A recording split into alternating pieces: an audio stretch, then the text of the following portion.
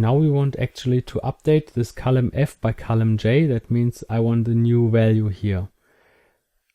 You see, this is named updated hardware cost now, and I want to really have the new values. Please don't have problem with all these NAs. That's completely normal, because if we, for example, show only the servers, the picture looks much better now, because of course in the other list are only servers to be updated, and these resulting NAs are already covered in this email with the deviations we send out in our example. So sometimes it's this value, sometimes it's that value, right? I want to update it, but I cannot just overwrite J.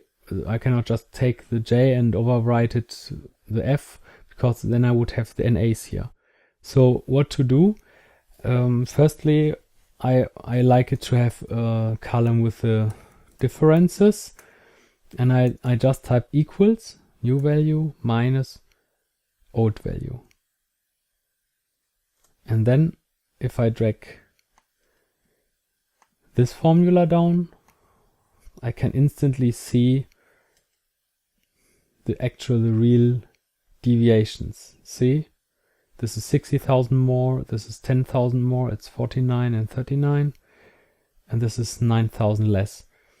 I remove the whole filter because I want to expand the filter, so I go here to data, I remove the filter, I mark the first row, and I have a new filter, and now I can see, for example, if I exclude the equals because they are equal, and I exclude the NAs, then I have the actual differences.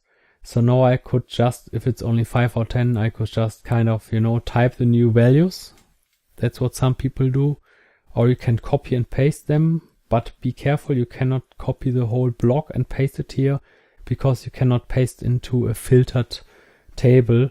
Otherwise, because you have here 14 and 24, but you would actually paste into 14, 15, 16 and so on. So you should go line by line. I copy this value and I go here, and then I go to home, paste values, right? So now I would have updated it.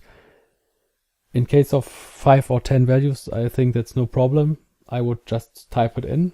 In the other case, I show you some quick and dirty way, but again, it's only for ourselves. We want to really be quick, and then we have some funny, nasty formulas, and then we just overwrite the stuff, and then we get rid of all the formulas just to have it very quickly, like in a second.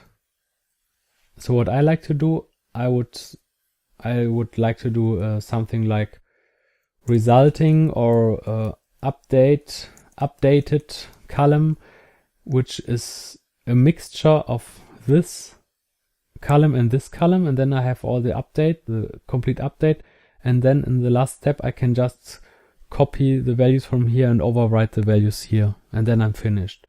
But there are a lot of tricks how to do that. I can show you the easiest trick, and I have to warn you, it doesn't work, but I want to show you the most common trick first. It doesn't work with NA, but let me show you because it's easier.